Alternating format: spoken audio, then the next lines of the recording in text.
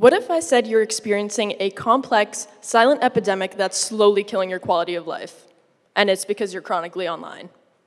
We live in a day and age where we consume videos of mass shootings, babies walking for the first time, domestic abuse, cake decorating, the Benadryl overdose challenge, and more, all within a few scrolls. And we don't even bat an eye at that now.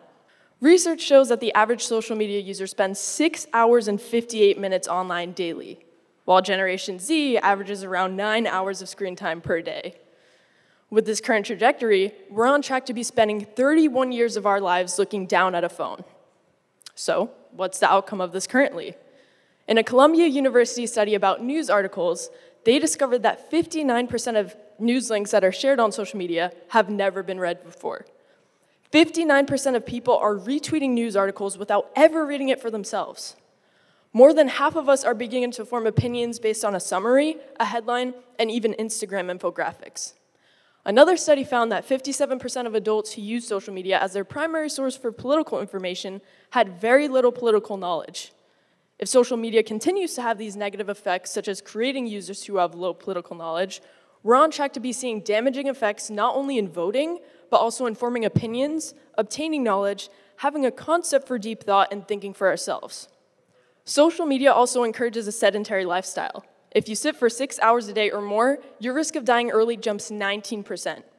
Those who sit around scrolling social media all day have a 112% increased risk of diabetes and a 90% increased risk of death through cardiovascular events. So what does this mean for my generation who's spending 9 hours a day on their phone? Or for half of Gen Alpha who say their favorite toy is the iPhone? This isn't just a surface level issue of, people spend too much time on their phones.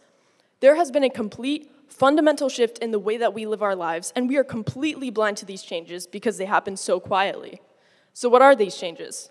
There are 3 main themes that have contributed into creating this epidemic. Number 1, we're now conditioned.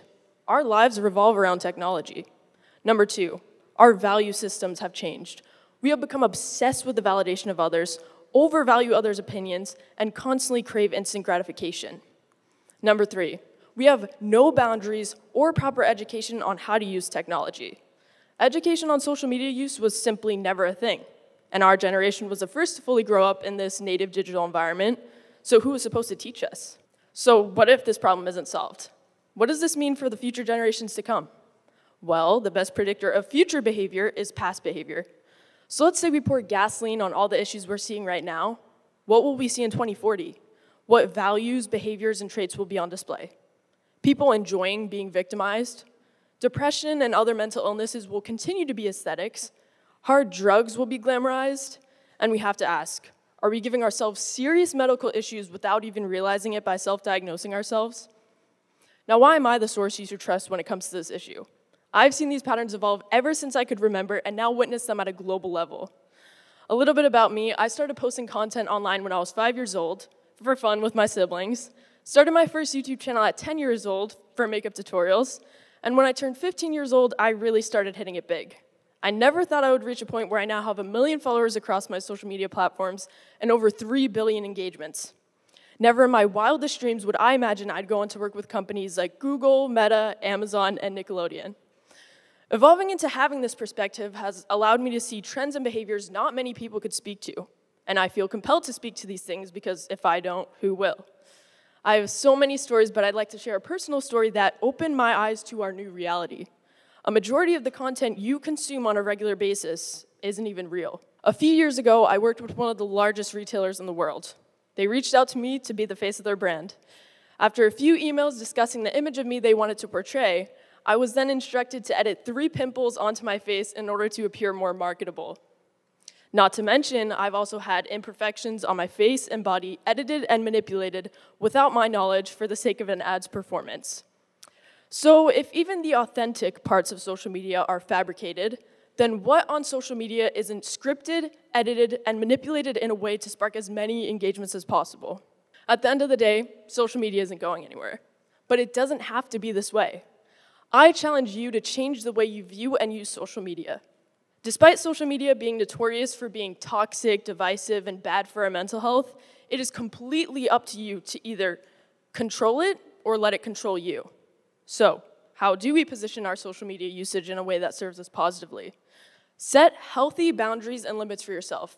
As someone whose livelihood is predicated on social media performance, if I can do it, then so can you. We should also begin to ask why more. Why do I feel the need to post this? Why am I responding this way? Why do I need to spend 5 hours on Instagram and ignore all of my responsibilities? We need to reassess and understand our value system and intent when online. Many of us have also lost sight of social media's intended purpose, to be social. Research shows that those who are actively liking, commenting, and sharing content online are more likely to experience feelings of bonding and inclusiveness with others, while passive users of social media are more likely to experience feelings of loneliness and depression.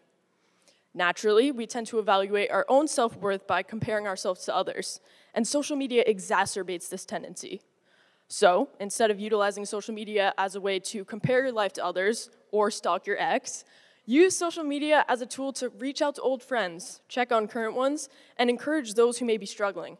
Because I promise you, your loved ones need your positive comments and encouragement way more than Kim Kardashian does. Social media is easily one of the greatest technological advances we have ever seen.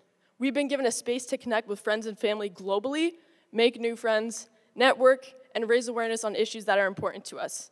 It is up to each individual user to either weaponize it or use it as a healthy, positive outlet. What would your life look like if you reclaimed those 7 hours a day aimlessly scrolling on socials? Or even just 5 of those hours? We only have about 16 hours in a day to chase our dreams, yet we are unconsciously spending half of those hours in screen time purgatory. We need to begin living more than we consume. We all know what we should be doing, and it's time to do it. Thank you.